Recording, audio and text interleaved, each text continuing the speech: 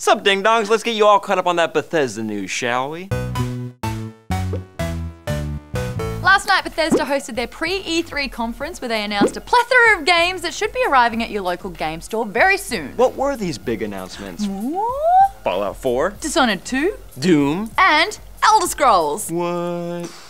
Drop the mic. Fallout 4 was the game that fanboys and nerd over the most and was the main focus of Bethesda's conference. Now, if you don't want all the details about the gameplay, just know that the release date is right around the corner. November 10th. And it will be available for Xbone, Xbox One, PlayStation 4 and PC. Well, I'll be damned. Bethesda will have you playing Fallout just in time for Christmas.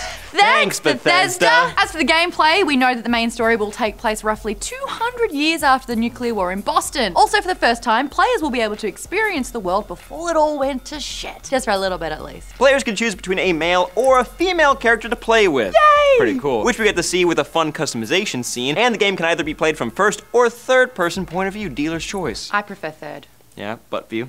The game seems to be focusing not on butts, but on crafting. Basically, players can build whole settlements from the ground up. Buildings, crops, all that kind of good fun. Suptic got pretty excited about it. The new Pip-Boy looks sick as hell with a kick-ass interface and some onboard games you can play in-game. Speaking of Pip-Boys, if you purchase the collector's edition of Fallout 4, you get a real-life Pip-Boy. Yay! All you got to do is load up a special app to your smartphone, which is iOS or Android, slide it into the Pip-Boy, and boom! A real-life retro futuristic smartwatch. Also, right as the conference ended, Bethesda released Fallout Shelter, an iOS game where you are the overseer of your very own post-apocalyptic vault. Fans of the Fallout series are in love with this gameplay as well as the cutesy animation styling of the mobile game. If you've got an Apple product, check it out for yourself. If you've got an apple, eat it. Moving on to Doom! The biggest takeaways from this announcement, mother of fucking fuck, this game is gory, bloody, and slippy. The game's graphics are solid, but the real props go to the gameplay. You've got your classic weapons, classic demon monsters, and classic gore. At one point, a dude gets his arm ripped off, then a dude's chest cavity implodes, as well as a lot of chainsaw action. Melee finishers seem to be a large part of this game as well. Of course, you can play with your friends on multiplayer, but there was not too big of a focus on it last night. All I want is the BFG in God mode. Also, for those modders out there, check out Doom's Snap Map feature. Players can create their own arenas for friends to murder each other in. It should be noted that these maps can be shared across platforms. So if your buddy's got a PC version and you're on the PlayStation 4, you guys can play it together forever. That game is going to be out spring next year. The game that got me the most excited had to have been Dishonored 2. We got the cinematic trailer, which looked pretty spiffy. The trailer showcased the new protagonist, Emily Caldwin. Fans may remember that name from the first game. She was the little princess. You can play as both Emily and the original game's protagonist, Corvo. Better. The trailer showcased Emily's supernatural abilities to shapeshift with her grappling tentacles and her time-freezing ability. Where does your mind go when you say tentacle? Hentai. What? What?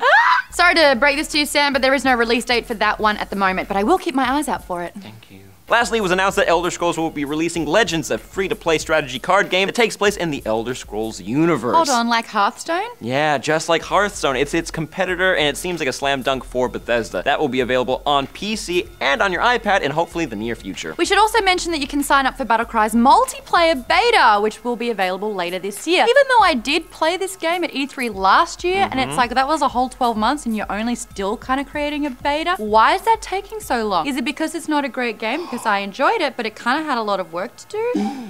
Damn fine words.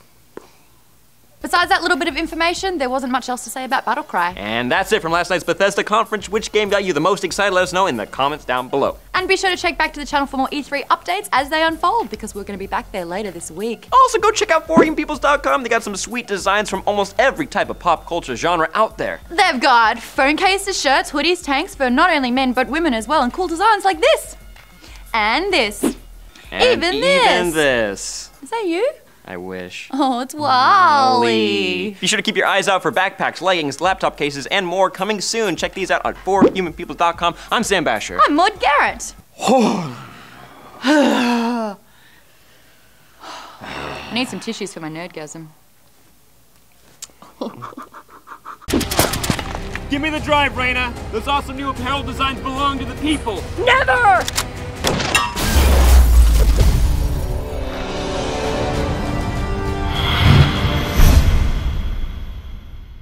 I know you're working, but we're making a film about retarded wizards in the forest. We were wondering, is there any way you could give us some money for it? I have no money. This is bullshit! That retarded amateur